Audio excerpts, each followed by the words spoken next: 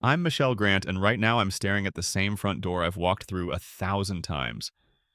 But today it feels more like a barrier than an entrance. My hands are shaking still in my power suit, fresh from a board meeting where I pitched our new mental health app.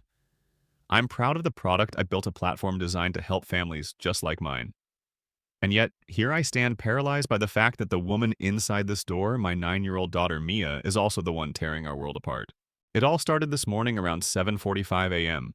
when I found Mia crouched behind the couch clutching her favorite doll, its legs snapped clean off at the knee, held together with frayed white medical tape. That doll, her only friend when the world feels too loud, now looked like a battlefield casualty. I knelt beside her, heart hammering, and asked what happened. Mia's eyes were wide wild as she whispered she wouldn't let me help her. The doll in Mia's mind was sick, needed the urgency of a hospital emergently taped, but not with proper needles or stitches, just whatever scraps she could find. Her earnest face was stained with tears, desperate compassion twisted into something brutal. In that moment, I realized the enemy I was dealing with wasn't malicious, it was pain raging in her young brain. I should have been prepared. After all, I'd built a company to address exactly this: children, so overwhelmed by their own minds they lash out. But life never reads your press releases.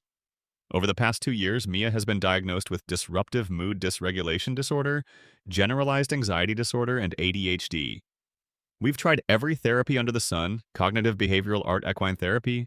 We've cycled through more medications than I can count, each promising relief but delivering nightmares, insomnia so deep she'd shake at midnight, rages that left her screaming at imaginary foes, and absolute collapse in my arms when each storm passed. I failed to see that even the experts I hired were just fumbling through guesswork. This morning's incident wasn't the first, but it was the tipping point. Yesterday, she cornered her little cousin Riley in the playroom and held a makeshift knife, just a melted candle stub in a death grip, threatening I'll make him disappear. Riley's sticky fingers, only 3 months old, grasped at the empty air, his terrified cries drowned out by Mama's own shriek as I yanked Mia away. We patched Riley's bruised cheek with a tiny band-aid, the same kind Mia uses on her doll. The irony wasn't lost on me that her symbol of healing had become her weapon of terror. I told myself I'd never have to choose between my child and everyone she might hurt. I vowed to protect her at all costs. But today I realized my oath was impossible to keep. I dialed my assistant Sarah with trembling lips. "Cancel my appointments. I'm taking an emergency leave." She asked why. I hung up. Sometimes women in suits have to act before having all the answers. I grabbed Mia's candy pink backpack, shoved in her Chromebook, and 2 untouched lunchboxes, and called for a ride. The black SUV rolled up in front of my gate driver James, looking startled to see me in tears. "Let's go to Cedar Grove Behavioral Center," I said, voice cracking. He kept glancing back at the rearview mirror, probably expecting to see a monster. Instead, he found Mia sitting rigidly, her doll propped beside her bandaged knee, facing forward like a badge of honor. The drive was silent, the weight of every mile bearing down. I rehearsed my speech. We need help beyond what we can give, but the words felt like betrayal. I glanced at her small, clenched jaw, chin quivering. I realized she thought we were going somewhere fun. "Mom," she whispered. The tremor in her voice cut me deeper than any boardroom burnout ever could. "Mia, honey, we're going to get you better," I lied through my teeth, hoping she'd believe me. Because I didn't know if she could be better. I wasn't sure she'd ever stop hurting herself or us. We arrived at the center low institutional building, painted a dull beige, barred windows glinting under the California sun. The sign read, "Cedar Grove Behavioral and Developmental Services," in friendly, rounded letters that felt like a mockery. I grabbed Mia's hand as we stepped out. Hers was cold and small, like a frightened bird's. As we walked inside, I prepped for the paperwork, the forms, the evaluation process. Legal guardianship stuff, release of liability stuff, everything designed to protect the institution from liability if she flew into a rage and broke something more than her doll. Here, Dr. Elena Ramirez waited, a renowned pediatric psychologist I'd flown in to consult personally. In her crisp lab coat laptop open on a white desk, she looked at me the way I imagine a surgeon might gaze at a heart poised on a tray. "Michelle," she said softly, "I've gone through Mia's files." "What happened today?" Her tone was gentle but clinical, and felt as though I were reporting a tornado rather than my own child's breakdown. I swallowed. "She broke her doll," I said. "Then she threatened Riley. And she attacked the dog kennel, threw it across the room." My voice rattled. I counted the seconds before I could continue. "I'm at the end of my rope, Elena." She nodded, her pen scribbling in a notebook. I understand you've done everything. This is a critical juncture, either an intensive inpatient stay or a specialized foster placement. If you continue at home, she could hurt herself or someone else. She leaned forward, eyes locked on mine. You know I'd never side against you, Michelle, but this is a decision for her safety and yours. I felt a wave of shame, hotter than any boardroom humiliation admitting defeat, giving up on my own child. But as I looked at Mia, small and frozen in place, I knew I had no choice. My voice was barely a whisper. Do what you need to do. The paperwork dragged on, each signature a stab to my heart. Guardian relinquishes responsibility. Institution holds no liability. I signed in cramped script, tears smearing my name. Mia watched, her head tilted, the doll's bandaged leg now a grotesque emblem of our failure. At last we were free to leave. A nurse led Mia away, her hand slipping from mine. I'll see you tomorrow for the assessment, the nurse said. I nodded dumbly. Mia turned back, once her eyes searching mine. I mouthed, I love you, but she blinked and turned away. The door closed with a soft click. I stood in the empty lobby, heart pounding so loud I could hear it in my ears. I'd handed my daughter over to strangers. My daughter, my greatest creation, was beyond my control, at least for now. I went to my car, hands shaking violently as I started the engine. I drove home in a fog, vision blurred by tears I couldn't shed fast enough. Back at our mansion in Beverly Hills, I walked through the grand entrance hall, echoes of our perfect facade mocking me. The chandeliers sparkled innocently overhead, oblivious to the emotional wreckage unfolding beneath them. I felt like an imposter, the CEO who builds solutions for everyone else's family failing spectacularly at her own. I sat on the edge of my daughter's empty bed, Mia's side of our shared suite, and picked up the broken doll. I cradled it like a newborn, the snapped leg gleaming white beneath my fingers. In that moment, I made a vow not to a board of investors or a legion of customers, but to my little girl. I would bring her home whole and healed, or I would burn down the walls of every institution that failed us. I would show the world that love, even love marred by fear and failure, can still triumph. And in that quiet, chandelier-lit room, I realized this was only the beginning. They think they can fix her in neat medical packets, but they don't understand the fierce bond between mother and daughter, not my daughter. Mia isn't broken. She's wounded. And I'm going to heal her no matter what it takes, even if I have to go to war with the system itself. The phone in my purse buzzed, flashing Jake Carter's name, the so-called ally from Tech Dads. He'd be reaching out soon, probably with offers of funding or strategic partnerships. He wants my company's next round of investment, but I know his real agenda. And if I'm going to keep Mia, I have to expose him first. I pocketed the phone, standing in the empty hallway, staring at a family portrait on the wall, smiling faces from a happier time. The light caught the cracks in the frame, and I saw the reflection of my own fractured resolve. This is my story now, a battle for my daughter's soul played out on a stage of shattered trust and systemic indifference. And it starts with a single step, one I'm both terrified and determined to take. Because if I lose Mia, I lose everything. And I refuse to let that happen. I tucked the broken doll into my bag before dawn, the same one Mia can't bear to leave behind, and slipped out of the house while the chandelier still slept. The morning light in Beverly Hills is deceptively calm gold drifting through palm fronds, as if nothing in the world is wrong. But in my car, gripping the steering wheel so hard my knuckles whitened, I felt every ounce of pain and urgency that had hollowed me out the day before. Today I wasn't just a desperate mother, I was a warrior gearing up for battle. My first stop was the glass tower downtown, where Jake Carter's startup incubator occupies half the floor. I'd managed to finagle a meeting under the guise of discussing a new integration for our mental health app. He greeted me in a crisp navy suit, grin sharp enough to cut glass. Michelle, I've been looking forward to this, he said, eyes flicking to the broken doll peeking from my tote. Still carrying her around, I see. His tone was congratulatory, but there was an edge under it, like he enjoyed my discomfort. I held his gaze, leveled him with the same calm strength I'd used in every boardroom presentation. I'm here because I need answers, Jake. Why did you leak that document to Sophia Chen's blog calling my daughter a liability? You knew the CPS investigation would go viral. His smile flickered. I thought you'd appreciate the extra publicity, he said. Shows how resilient you are. Publicity? Resilient. He packaged my worst moment as marketing. This isn't some PR stunt, I said, stepping closer until our breaths mingled. You weaponized my private hell to drive your valuation up. He shrugged, unbothered. Business is war, he said, voice low. And you're right in the middle of it. Leaving his polished lobby, I felt the old rift return, the crack in the door of my life that wouldn't stay mended. The broken doll now pressed against my heart was a reminder that I'd promised to fix what was broken, even if it meant exposing every rot in our system. I pulled my phone from my pocket and dialed Riley's caseworker, Anna, a soft-spoken woman with steel veins. Anna, I need every record you have on Jake Carter's funding sources and any communications with Sophia Chen. I want it by noon. The line went silent. Then she whispered, "You're playing with fire. Carter has friends in high places." "I know," I said, "but someone's got to turn up the heat."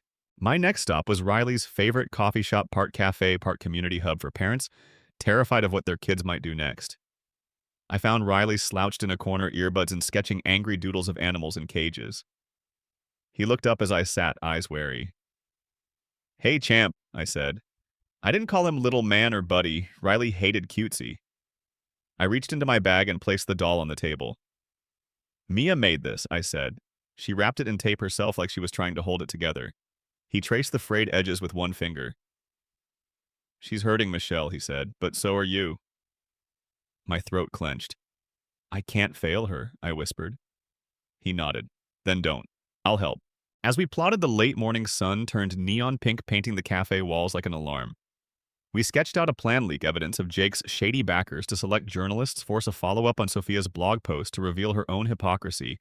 She'd once publicly decried abandoning your child while secretly paying for therapy abroad. Riley promised to feed me documents via secure drive. Every moment felt charged with risk. One wrong move, and CPS could decide I was unfit. But standing there, adrenaline rippling through me, I felt alive in a way I hadn't since Mia first screamed at me behind the wheel. Later that afternoon, I met Sophia Chen in her meticulously staged garden for Mommy War's livestream. Twisted irony that I'd agreed to this interview. She was pristine in lavender hair, perfectly coiled, Insta stories rolling. She smiled at me like a rival handing over the last rose. "Michelle, it's so brave of you to speak out," she cooed. But as soon as the cameras turned off, her mask slipped. "You really think you can take me down?" she hissed. "My audience is loyalty itself." I leveled my voice. "I don't want to take you down. I want you to stand up. Admit you're just as scared, just as messy, just as human." She laughed a brittle crack. "You'll be begging CPS to let Mia come home after this, but guess what? They own your reputation now." She turned and stalked off, heels clicking like a gavel. That night, I lay in bed staring at the crack in my bedroom door, the same fissure that had grown in the foyer months ago when Mia threw a toy train at it. The fractures in these doors felt like the fractures in our lives, impossible to ignore, begging to be fixed, or else they widen until everything caves in. My phone buzzed a headline from People magazine: tech CEO's daughter placed in wilderness program, heroic or heartless. The comments below were a bloodbath. I could feel blades slicing at my skin despite the soft sheets around me.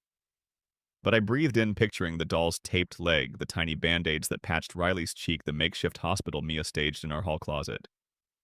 Each was a symbol of my daughter's desperate attempt to heal herself when the world refused to help. And each was proof that I couldn't quit. By midnight, I was in my home office, surrounded by open files, social media chatter printed in color, journalistic inquiries piling up like snowdrifts. Dr. Elena Ramirez's message sat blinking on my screen. "Call me ASAP, urgent development." I hit her number. Her voice was tight. "Michelle, I just reviewed Sophia's latest live stream. She's uploaded raw footage of Mia's assault on Riley. It's worse than we thought." My stomach dropped.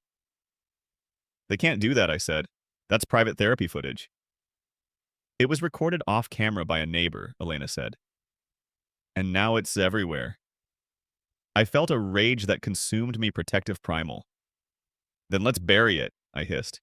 "Expose what she's done, what Carter's done. Force a showdown." Her hesitation crackled through the line. "Be careful, Michelle. The next step could cost you far more than your reputation."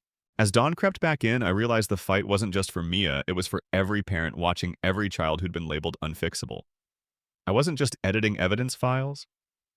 I was drafting a manifesto. When the system fails your family, you become the system. I envisioned a scathing open letter backed by hard data from our own platform that would make investors and officials quake. But to release it meant risking investigation into my own company's data privacy, opening doors I might regret. I closed my eyes, imagining Mia's tiny hands wrapping fresh tape around her doll's leg. She wouldn't stop fighting, so why should I? The sky outside my window was pale blue when a sharp knock shattered my resolve. Agent Walker stood in my entryway, arms crossed. His eyes were unreadable, his badge glinting in the half-light.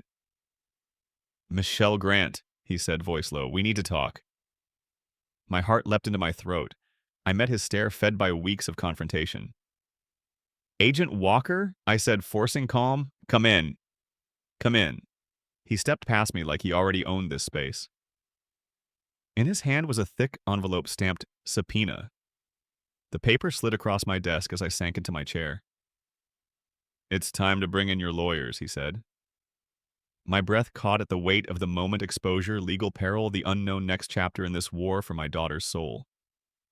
And as I watched Agent Walker's reflection disappear into the hallway, I realized the line between protector and prisoner had just dissolved. I sank forward, forehead pressed against the desk, the doll's broken legs stabbing my conscience. My phone vibrated with an incoming tweet from an anonymous tipster. "Chad, free? Maya Grant. Mia is not the villain here. Michelle Grant is hiding something." And in that chilling instant, I understood that the battlefield had expanded far beyond me, beyond Mia, into the court of public opinion, and I was running out of time to reclaim our narrative. I woke the next morning to the sight of a single beam of sunlight slicing through the crack in my bedroom door, illuminating that jagged line like a fault in the earth. I pressed my hand against the rough wood, feeling its cold resistance beneath my palm. It reminded me that our home was built on fractures we'd tried to skim over with plaster and paint, but the damage ran deeper.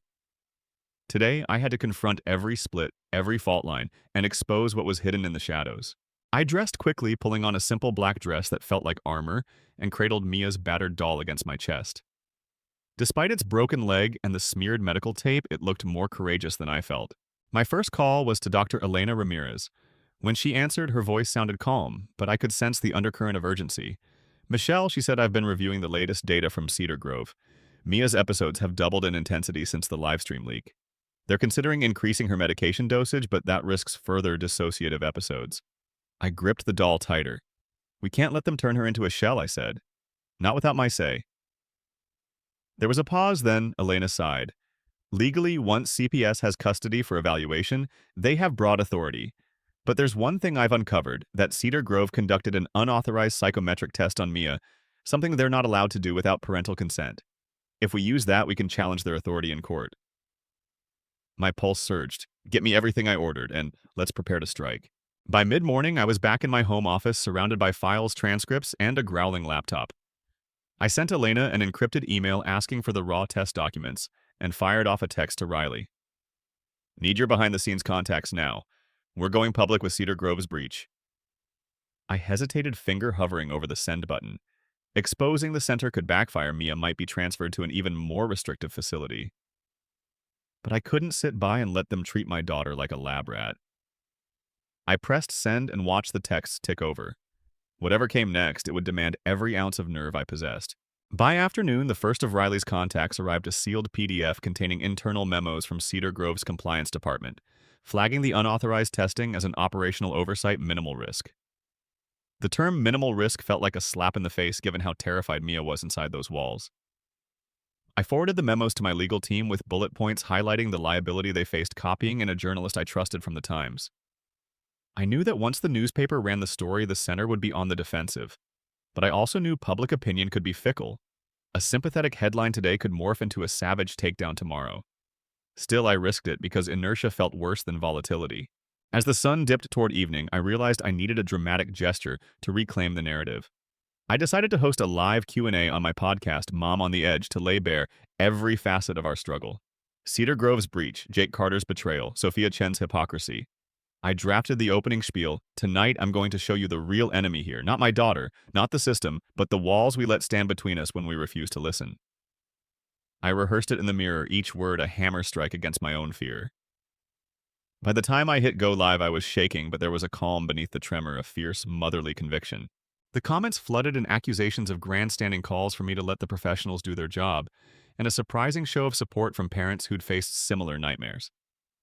Midway through, I unveiled the Cedar Grove memos, watching the chat explode in outrage. But then something unexpected happened. A verified user named @WalkerFiles started linking to old CPS case notes, implying that I'd withheld evidence of Mia's past incidents to curry public sympathy.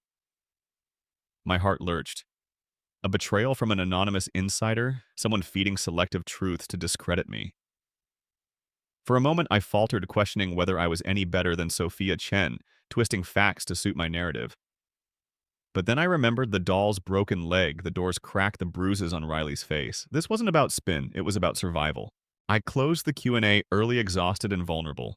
The next morning, I awoke to a headline screaming, Michelle Grant's live confession hero or hype. The subheading quoted an unverified source, rumors that her daughter was physically restrained for live footage. My stomach dropped so hard I thought I might throw up. Whoever at Walker Files was, they had access to sensitive information, perhaps from CPS, maybe from Cedar Grove. The system I'd been fighting was fighting back, weaponizing my own desperation against me. I realized then that winning wouldn't be enough. I needed to control every angle of the story. I reached for my phone and dialed Agent Walker. My heart pounded. Every call with him felt like stepping onto an unsteady platform. When he picked up, his voice was flat. Ms. Grant, I'm aware of the recent Q&A and the allegations. We're opening an inquiry into potential evidence withholding. I need full cooperation. His words felt like shackles clicking shut. I will cooperate, I replied, forcing my voice steady. Because Mia's safety is my priority. He paused. Then I suggest you gather all documentation you have unredacted by tomorrow at noon. The line went dead. I stared at the phone, realizing that the very system I sought to expose now had me in its grip. That night, I barely slept. The chandeliers in my home seemed dim, their crystals dulled, as if reflecting the tarnish on my reputation. I replayed my moves, leaking Cedar Grove's memos, live streaming everything, calling out Sophia and Jake. Each felt necessary, but the collateral damage was mounting, public trust eroding, CPS interest, intensifying, legal peril looming. And Mia, wherever she was, had no idea her mother's crusade was tearing down more than just institutional walls. I wondered if in trying to save her, I was endangering her even more. As dawn broke once again, I sat at my daughter's desk, paper and pen in hand, and began writing a personal letter to Mia. No PR fluff, no legalese, just a mother's words, my dearest Mia. I know I hurt you. I'm sorry for every time I failed to understand your pain. I carry your broken doll, so I never forget how brave you are. I paused, tears smudging the ink. I didn't know if Mia would ever read it, but writing felt like reaching through miles of bureaucracy and fear to touch her hand again. It was a symbol of hope, a promise that no matter how fierce the war got, love would remain my guiding weapon. I folded the letter and slid it into an envelope labeled, "To Mia," tucking it into the same tote where the doll lived. At least if I couldn't be with her tonight, she'd know I was thinking of her. I locked my office and strode to the front door, ready to face whatever came next. As I turned the knob, the crack in the wood caught the morning light, a rifled scar that somehow felt more beautiful now, a testament to survival. But before I could step outside, my phone buzzed with a new message, a video file from an unknown number. My blood ran cold as I pressed play, watching a shaky, grainy clip of Mia alone in daylight, wandering the grounds of Cedar Grove, her doll held out like a flag of peace. Then her head snapped up, eyes locking on the camera, and she whispered, "Mommy, save me." The video cut out, leaving my heart pounding against my ribs, a war drum echoing in my chest. And in that agonizing instant, I knew the next move would define everything, and time was already slipping away. I stared at my phone long after the video ended, Mia's trembling voice still echoing in my ears. "Mommy, save me." My living room, once a sanctuary of polished hardwood and designer couches, felt suddenly vast and hollow, every shadow a reminder of how far apart we'd grown. I pressed my palm to the cool glass of the sliding door, watching the LA skyline shimmer in the late afternoon haze. The city so full of promise seemed to taunt me with its indifference. Here I was, a CEO with every resource at my fingertips, and yet I'd lost my daughter to a system that treats broken children like experiments. My first thought was to rush to Cedar Grove and demand Mia back, but I knew better. If I stormed in unannounced, I'd only play into their narrative of me as a danger and unstable mother. Instead, I needed a plan that combined legal firepower, media strategy, and one final gambit that would force the center's hand and the public's sympathy. I glanced at the cracked doorframe in the hallway, the one I'd been watching grow wider every time Mia's rage flared. That fracture had become my barometer. If it stayed mended, we could heal. If it split further, we'd collapse. I touched the splintered wood, as if drawing strength from its resilience. I opened my laptop and called my lawyer, Dana Kim, a sharp-witted powerhouse who'd gotten me out of worse scrapes. "Donna, I've got leverage, Cedar Grove's unauthorized testing." Jake Carter's insider leaks Sophia Chen's double standards, and now this rogue video. We hit them all at once. She hesitated. Michelle, that's a lot of targets. We need to prioritize. The center's breach is our legal strongest suit, but the video changes everything. It's direct proof of neglect. My heart pounded. Then let's file an emergency injunction tomorrow, and we'll drop a press release tonight to position it as a fight for children's rights. I want every parenting blog, every local news station, every advocacy group on our side. She exhaled sharply. All right, prepare your statements, get me affidavits from Elena and Riley. We'll move at dawn. While Dana assembled the legal assault, I pivoted to my audience. I filmed a short, unedited video, no lighting, no makeup, just me in my car outside Cedar Grove. I held Mia's doll, its taped leg glinting under the dashlight. I'm not a perfect mom. I've made mistakes. But I love my daughter more than life itself. And I won't let any institution or person break us apart. I posted it to every social platform I commanded, tagged every journalist who'd shown interest, and ended with the hashtag #SaveMiaGrant. Within minutes, comments poured in, some supportive, some skeptical, some vicious. But the video had heart. People saw raw fear and mama bear rage, and it cut through the noise. That night, I barely slept.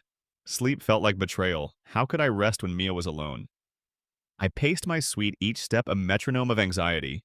At 3 a.m., my phone buzzed a DM from @WalkerFiles. Meet me at the courthouse steps at dawn. I have something you need. I hesitated, recalling Agent Walker's subpoena hanging over me like a guillotine. But this anonymous source had insider CPS files. Maybe they could confirm the center's pattern of abuse. If I could corroborate it and leak it legally, I'd turn the tide for good, I agreed. At 6 a.m., I stood on the marble steps of the downtown family courthouse. The air was crisp, unusual for LA, and my breath curled in front of me. I spotted a figure in a faded hoodie, hands stuffed in pockets, face obscured. My heart thudded. You Walker Files? I asked, voice low. The figure nodded and handed me a sealed manila envelope. Everything you need, they whispered, then turned and melted into the crowd. Inside the envelope were redacted CPS logs, notes from social workers detailing a history of complaints against Cedar Grove, locked exits, staff shortages, unreported restraints. Each page was a nail in their coffin. As I scanned the documents, I felt a surge of righteous fury. Here was proof not just of a one-time breach, but of systemic neglect. I tucked the envelope in my bag and called Dana. We're adding CPS conspiracy to our injunction motion. Release the documents with my video by noon. She warned, if CPS investigates you for withholding this, could backfire. I gripped the phone. Not if we lead with transparency. We'll show we came to them first. We're the whistleblowers. Dana agreed, cautious but committed. Back at home, I prepped my statement.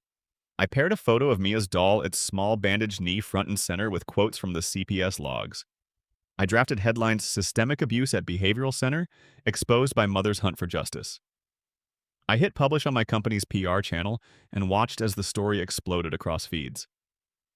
I fielded interviews, each time steering the narrative to one simple truth: if we don't fight for our children when they're small, they'll never stand a chance. By late afternoon, the media storm had Cedar Grove issuing a statement. We are cooperating with authorities to address alleged procedural breaches. But the public was far from mollified.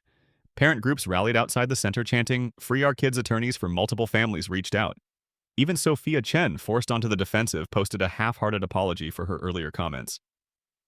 Jake Carter, meanwhile, went radio silent, his silence speaking volumes. Exhausted but exhilarated, I returned home to find Agent Walker waiting in my foyer. His presence no longer startled me. I was used to him by now. He held a thick file. They've launched parallel investigations, he said. CPS state regulators and a federal inquiry into data privacy. You're at the center, Ms. Grant. I met his gaze, fearless despite the storm around me. Good, I said, because I'm not stopping until every broken door's fixed, every silent child heard. Walker's expression flickered respect, wariness before he turned and left. Later, I retrieved Mia's doll from my bag and sat in the dim glow of my office lamp. I traced the jagged tear in its plastic knee, the imperfect swath of white tape clinging on. That doll, more than any court filing or viral video, was the symbol of our struggle, fragile yet unbowed, broken yet beautifully whole in its imperfections. I whispered into the silence, "We'll be home soon, baby girl." Beyond the window, the city's lights blinked like distant stars, so near and yet still out of reach. And in that moment, as the door's crack caught the lamplight, I knew the next act would demand everything: my courage, my integrity, my willingness to risk it all. Because tonight, the battlefield was more than a courthouse or a media cycle, it was the heart of every family watching, waiting to see if love could triumph over fear. And as I guided the doll back into its worn tote, I felt a fierce, quiet promise: take root come what may, I would not rest until Mia was safe in my arms again. Tomorrow would decide everything. I woke before the sun again, heart pounding as if I'd just run a marathon. Last night's victories court injunctions filed the media storm swirling in our favor. CPS and regulators scrambling felt like holding a shoreline against a rising tide. I pulled on jeans and a hoodie, deliberately trading my power suit for something that would let me blend into a crowd. Today I wasn't just a CEO or a mother. I was a strategist leading an insurgency, and I needed to move unnoticed. I grabbed Mia's doll, now consummately battered with fresh tape, and slipped it into a brown paper bag, as if I were carrying contraband instead of my child's symbol of survival. My reflection in the foyer mirror looked determined but hollow, a warrior braced for the next battle. My first stop was a low-rise residential block where some of Cedar Grove's former staff lived. I'd learned from Riley's contacts that a night shift nurse recently terminated for raising concerns had moved to these apartments. I parked 2 blocks away and walked the doll's bag swinging at my side like a ticking clock.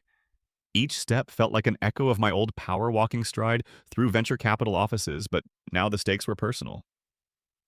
I knocked lightly on door 3B. After a pause, the door cracked open to reveal a woman around my age, her blonde hair tied in a messy bun, fatigue lines etched across her face. "You must be," she murmured, recognition dawning. I nodded and offered the paper bag. "Inside's my daughter's doll," I said quietly. "I need your help." She hesitated, then stepped aside. "Come in quietly," she whispered. Inside the apartment was sparse, a single lamp illuminating stacks of papers and folders spread across a folding table. She introduced herself as Maria Torres. "I couldn't sleep," she said, voice tense. I had to get out, but I kept thinking, "Mia." She pointed to a folder marked Shift Logs. "Here are records of the restraints, the missing incident reports, the improper sedation doses." She flipped through dozens of entries, each a testament to negligence hidden behind official memos. My chest tightened. "We'll use this," I said, "but I need you to testify. In court. Under oath." Her eyes widened. "Do you realize what that means? They'll destroy me?" I reached out and laid my hand on hers. "I'm ready to go to war," I said, "but I can't win without you." As I left the apartment, sun rising behind me, I felt both empowered and exposed. If Maria switched sides, we could bury Cedar Grove for good. But if she backed out, or worse, if Cedar Grove's lawyers threatened her into silence, I'd lose my ace. I drove to a nearby diner for a quick breakfast, black coffee, and a single scrambled egg while I ran through the day's script, deposit Maria's affidavit, prepare her testifying schedule, brief my lawyer on protective measures. Every interaction felt fraught. My eye caught the cracked sidewalk outside where a sapling had forced its way through the concrete. The image struck me fragile yet unstoppable, like my daughter. Mid-morning, I arrived at the courthouse again, this time to file Maria's affidavit under seal. The marble halls smelled of polish and desperation. I watched the clerk stamp our document. Verified, and I felt a rush, one more nail in Cedar Grove's coffin. But as I turned to leave, a familiar figure blocked my path. Sophia Chen, impeccably dressed, sunglasses low on her nose. She smiled, too bright. "Fancy seeing you," she said. Her tone was sugary but laced with venom. "You're really blowing the lid off, huh? What happens when your daughter's privacy laws are violated in the process?" I steadied my voice. "I'm trying to save her life," she snorted. "Or your reputation." A courtroom officer cleared his throat, and Sophia glided away, leaving me blinking in the corridor. I realized she'd already shifted tactics from mockery to moral high ground, weaponizing privacy like a shield. But privacy didn't protect my daughter from unreported sedations, exposure did. I squared my shoulders and marched on. Afternoon brought a tense meeting with my board of directors via video conference. They'd voted earlier to distance our company from my personal crusade, fearing regulatory backlash. I stared into the grid of unfamiliar suits and solemn faces. "I understand your concerns," I began, voice steady despite the knot in my gut. "But if we abandon our mission to help families like mine when the stakes are highest, what does that say about our values?" Are we a company that stands by our principles, or one that cashes out at the first sign of trouble? There was a long silence as headshots blinked at me. Finally, our chairwoman, whose portfolio was usually untouchable, nodded. We'll provide legal assistance, Michelle, she said. But you have to promise, this doesn't become a PR liability. I felt relief and rage, mixed relief that I hadn't lost everyone, rage that they still saw me as a liability. I exhaled. Understood. I'll keep it tight. The screen went dark, leaving me alone with my thoughts and the echo of my own words. Evening settled in as I returned home, exhaustion weighing heavy. My phone buzzed a live feed from outside Cedar Grove. A crowd had gathered, angry parents, reporters, activists holding signs that read, "Free our children and Cedar Grove no more secrets." Behind them, taped windows glowed in the lamplight. I could see Agent Walker navigating through the throng, phone pressed to his ear. The sight filled me with a fierce pride. This was our victory in motion. But beneath it, a darker question loomed. What if Cedar Grove retaliated by accelerating Mia's transfer to a faraway program where I couldn't reach her? The thought knifed through me. I tapped my shoes nervously on the foyer floor, the chipped paint of the threshold at my feet, a reminder of every crack we'd survived and might still succumb to. I settled onto my couch doll bag in my lap and called Dr. Elena Ramirez. Her voice was weary when she answered. Michelle, I got the blood test results. They found elevated levels of a sedative in Mia's system, one not authorized by her prescription. My stomach dropped. That's how they silenced her when she got too loud. She sighed. This is damning, but it means the center is looking to cover their tracks. They'll either admit liability or go radio silent and hope it blows over. My mind raced. Then let's force the issue. I want a hearing next week where we present everything, Maria's affidavit, the CPS logs, the sedative report. Make it a public spectacle. She hesitated but agreed. Be careful, Michelle. Pushing them into a corner could make them lash out. Darkness had fallen when I finally turned off my phone and sank into bed, the day's adrenaline ebbing into bone-deep fatigue. Before drifting off, I closed my eyes and envisioned Mia's small hands gripping my fingers, her eyes pleading for rescue. I thought of the sapling breaking concrete, of the cracked doorframe in my hallway, of the doll's taped leg. It wasn't just a toy. It was our pact to never give up. And somewhere in the night, I whispered into the darkness, tomorrow we finish this fight. But even as I said it, I felt the tremor of uncertainty. Would the system bend to our will, or would it finally crush us both under its weight? The question lingered like a final breath before plunging into the next battle. I arrived at the courthouse just after sunrise, the marble steps cool beneath my shoes and the air crisp, carrying a promise of confrontation. Today was the big hearing, public televised, with every legal document, every leaked memo, every shred of evidence we'd amassed stacked against Cedar Grove CPS, even the rumor mongers who'd tried to discredit me. I carried Mia's doll in a clear evidence bag, its taped leg a solemn emblem of the battle we'd waged. In my mind, I replayed the scenes from the past weeks, Maria's trembling testimony, Riley's defiant support, Sophia's smug withdrawals, each a piece of the mosaic I was now about to reveal. This wasn't just for my daughter. It was for every parent whose child had been silenced by a system that fearfully shuns complexity. The courtroom was humming when I entered, reporters with microphones, camera crews setting up, parents in the gallery clutching signs, justice for Mia, no more broken homes, trust mothers. I felt a rush of fierce protectiveness and jitters so intense they threatened to unravel me. I squared my shoulders, placed the clear bag on the front table, and took my seat at the plaintiff's counsel. On the other side, rows of lawyers from Cedar Grove in dark suits, their expressions masked, ready to pick apart every claim. I closed my eyes for a moment and inhaled. This was the moment to transform trauma into testimony. The hearing began with Judge Harris, a stern woman whose reputation for fairness was matched only by her impatience with theatrics. She outlined the case, plaintiffs accusing Cedar Grove of unauthorized testing, negligent medication practices, failure to report incidents, and violating Mia's rights. Defense attorneys rose to object to hearsay, to argue parental failure, to paint me as desperate and unstable. But when it was my turn to speak, the room quieted to a hush. I stood slowly, smoothing the lapels of my jacket, and addressed the judge directly. Your Honor, I began, voice clear. My name is Michelle Grant. I'm here not just as a mother fighting for her child, but as a person who built her life on helping families manage mental health challenges. Yet despite every resource at my disposal, the system still failed us. I ask you today to consider whether our children deserve to be treated as projects controlled with chemicals and protocols, or whether they deserve the basic human right to be heard, to be loved, to be held even when their minds are stormy. I held up the evidence bag. This doll represents every time my daughter screamed and nobody came. Every time she tried to heal herself with tape and bandages because I told her I didn't know what else to do. I watched as the judge's gaze softened, then flicked to the gallery where parents nodded. Flashlights from cameras blinked, capturing the raw vulnerability etched on my face. I lowered the bag and continued. I've read the logs that show my child was sedated without my consent. I've reviewed internal memos that call her a liability. I've seen a nurse, Maria Torres, betrayed by the very place sworn to protect her. If that's justice, I don't want it. We are asking this court to recognize that there's a line between care and control, and that line was crossed. Next came Maria's testimony. The former nurse took the stand, her hands trembling as she swore to the affidavit.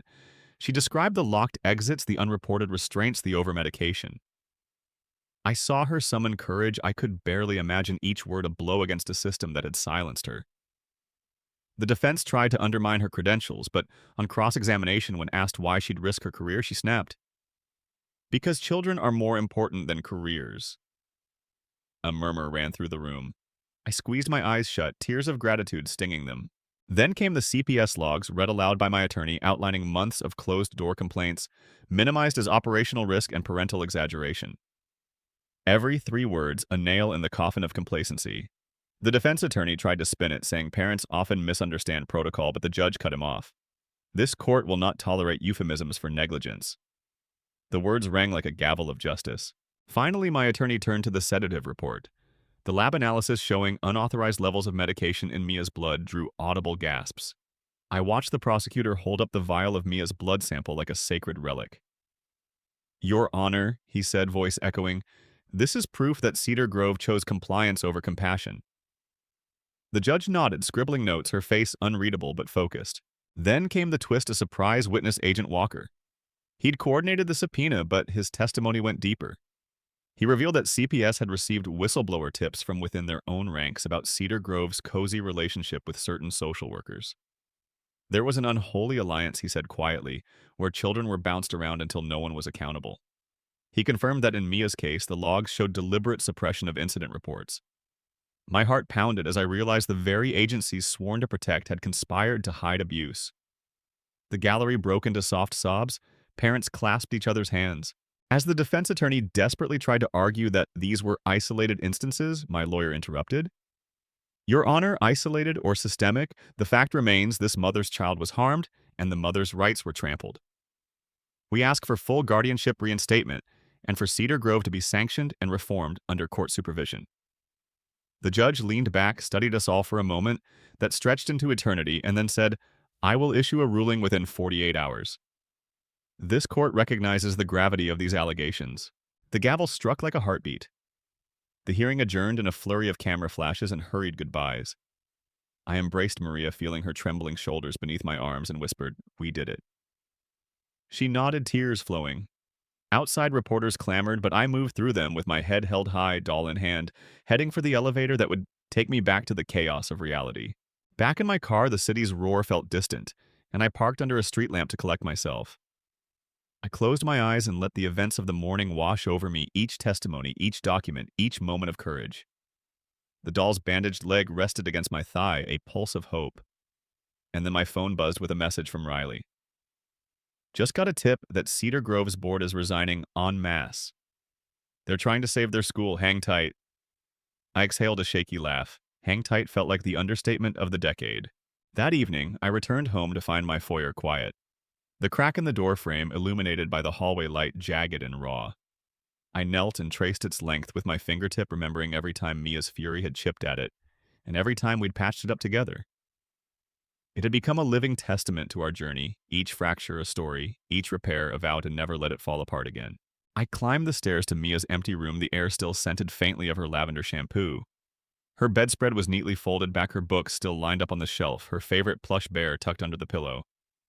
On her desk lay the letter I'd written days ago, the one with my clumsy, heartfelt words to her. I picked it up and read, My dearest Mia, I know I hurt you and I'm sorry for every time I couldn't hold your pain. I'm fighting every day to bring you home whole and heard because you deserve a world that sees your strength, not your storms. Love, Mommy. A tear slipped down my cheek as I folded the letter and tucked it into the envelope marked, To Mia. I placed it on her pillow next to the bear, then I set the doll down on her desk, standing it upright so its taped leg faced the door like a sentinel guarding the threshold of her sanctuary. I switched off the lights and headed back down to the living room where my phone buzzed again. This time, a notification from the courthouse website, injunction granted temporary return of custody to mother, pending full trial. Relief and fear collided in my chest. The words were a lifeline, but the fight wasn't over. A full trial loomed, and Cedar Grove's appellate lawyers would flood us with motions.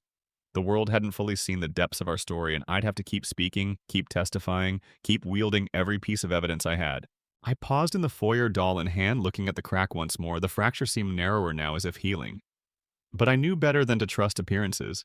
Healing was a process, not a one-time event. As I set the doll back on the console table phone in my pocket, humming with messages of congratulations and renewed threats, I felt the weight of responsibility settle like armor. My daughter would come home soon. I could picture it, spring sunlight flooding her room, her small voice calling my name, her arms wrapping around me in that fierce hug that both mended and reminded me of what was at stake. But tonight, the silence in the house was a reminder that victory, even at its most triumphant, carries its own ache. Because every moment Mia was away, every crack in our home left unfilled, was a reminder of the work still to be done. I closed my eyes and breathed deeply. Tomorrow we would face new battles, court dates, policy hearings, media scrutiny, systemic reforms. But for tonight, I would let myself feel the fragility and the strength that swirled together in this moment, a mother's love unbreakable yet tender like that taped-up doll. I would rest ready to rise again at dawn because the greatest fight of my life was not behind me and not yet won. It lay in the promise of her return in the next crack we'd fill in the next chapter we'd write together. And as I turned off the foyer, light leaving the doll standing guard by the cracked door, I whispered into the quiet, "We're coming home, Mia. I swear we're coming home." The house held its breath in reply as if waiting for her footsteps on the staircase. Story 2. I'm Alex Chen, 31 years old, and I thought I understood family. We were supposed to protect each other, share our burdens, and forgive our mistakes. But that conviction shattered one Tuesday evening over soy-glazed salmon and steamed broccoli. My father Raymond sat at the head of the table with the same rigid posture he'd worn for as long as I could remember. He's 60 now, his silver-streaked hair, slicked-back suit, pressed even on his night off. He never smiled at dinner, only when he was angry. Tonight, he looked colder than usual. "You work to give Kevin a better life," he said, voice flat as the plate in front of him. Kevin is my younger brother, 27, reckless, charming. The kind of guy who charms a woman into co-signing his latest disaster. My father's words landed like blows. My mother, Linda, 58, sat beside him. She kept her hands folded in her lap, her eyes downcast. She never argued. She never defended me. I watched her shoulders slump like she'd lost all strength. Across from me, Kevin chewed rice with that half smirk he thinks makes him look carefree. Last month, he crashed 2 cars I financed. 2. All because he needed to impress someone with a rooftop cocktail. I wired the repairs. Again, a resource. That's what I'd become. I swallowed a bite of broccoli and felt bile rise in my throat. I rehearsed angry replies, but they died on my tongue. I'd been cleaning up his messes since college, bailing him out when rent was overdue, co-signing loans covering overdrafts. I'd skipped vacation sidelines, even turning down a promotion. Because every time I tried to leave, Dad's voice echoed, "You owe this family." Mom set a slice of lemon cake on my plate. I forced a weak smile. "No, thank you." My voice sounded small. I stood too quickly, knocking the chair back. "I've got an early meeting. It wasn't a lie. Tomorrow I'd call in sick. Not because I was ill, but because I needed distance." In the guest room above the garage, I sank onto the edge of the unmade bed. A half-packed suitcase waited from last weekend's visit. I stared at it. I'd spent 31 years carrying my family. Tonight I realized they never saw me. They saw my bank account. My phone buzzed. A text from Dad, "Remember who put a roof over your head. Don't forget your duty." I tapped my thumb against the screen until the message faded. Memories flooded back my 21st birthday when they forgot to call the loan I made for Mom's car.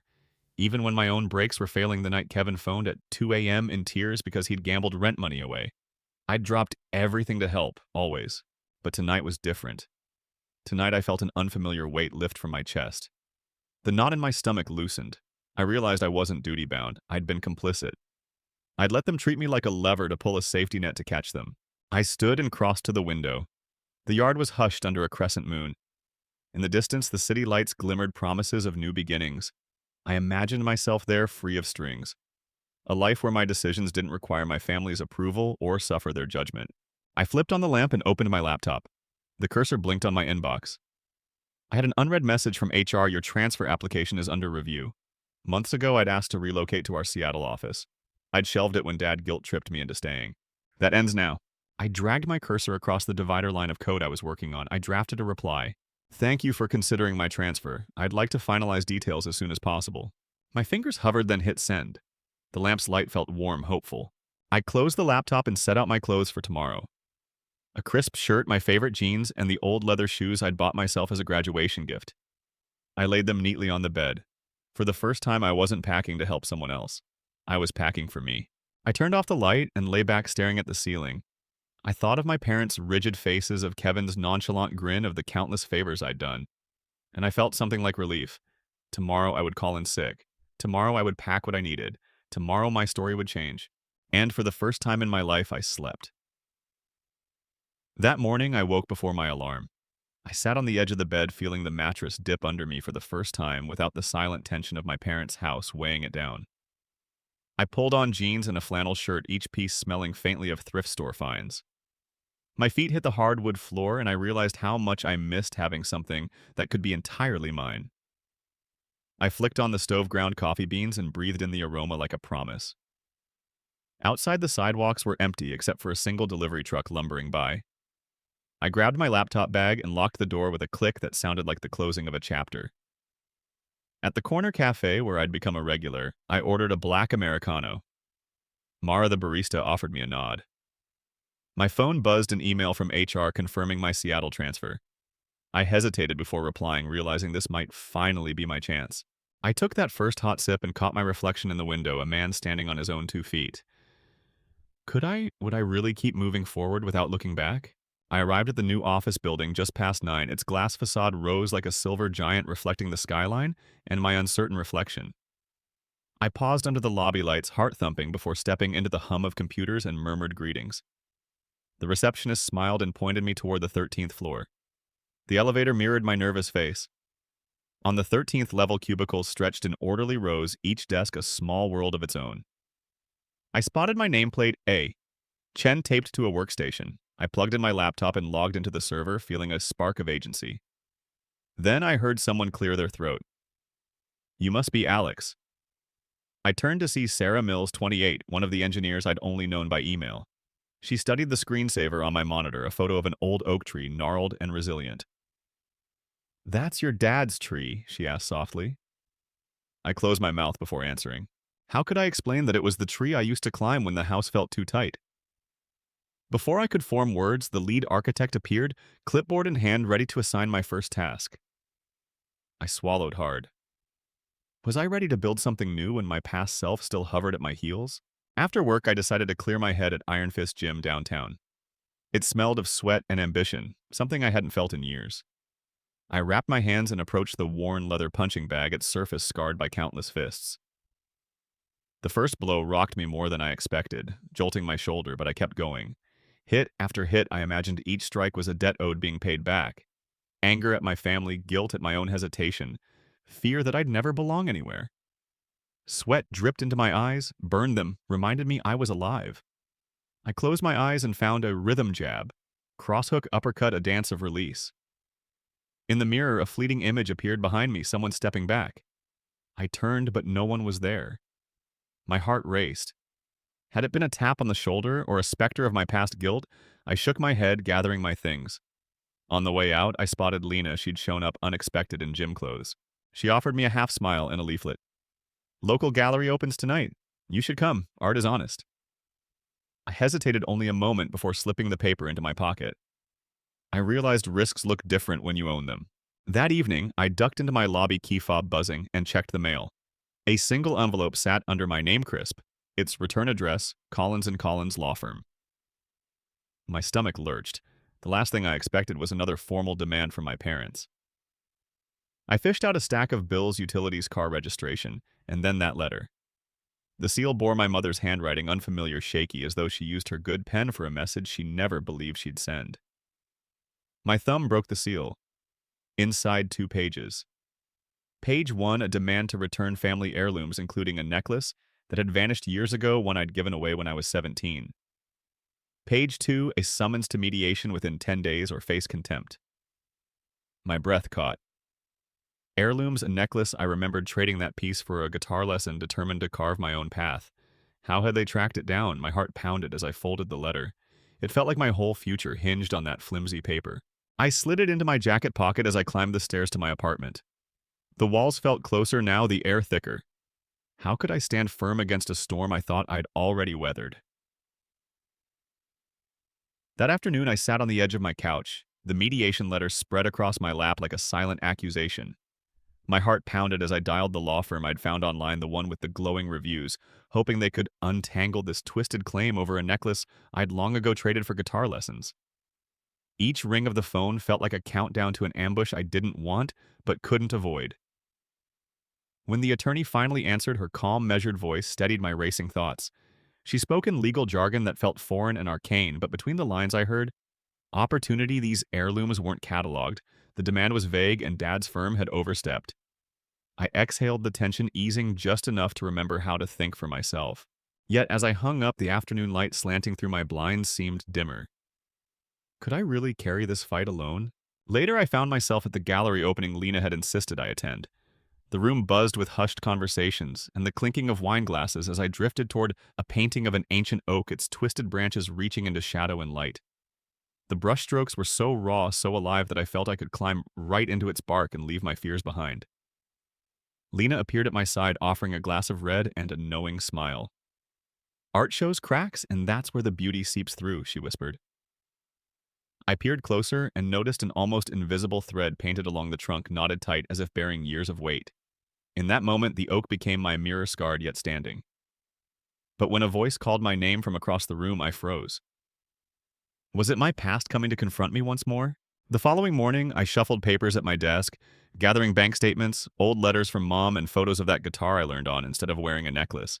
Each document felt like a piece of armor I was forging in silence.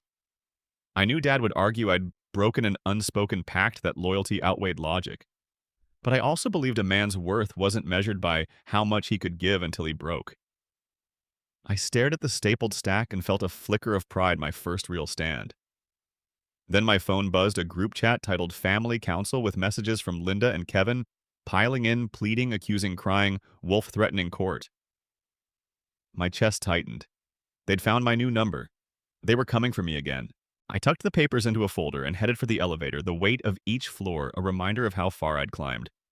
At the lawyer's office, I watched her eyes narrow as she reviewed the demand letter. "They've painted themselves into a corner," she said, tapping the page. "They can't prove ownership, and their timing is suspicious. After you moved out, they had plenty of chances to ask, but they waited until you were settled." Her confidence bolstered mine. Still, she warned, trials are unpredictable, and a family rift played out in public could scar more than bank accounts. I nodded, swallowing a lump of uncertainty. Then she slid a contract across the desk. She'd fight for me, but only if I was ready to close one door forever and lock it. On my walk back, the city unfolded in golden afternoon light. I passed the cafe where Mara waved as if she knew something I didn't yet understand about myself.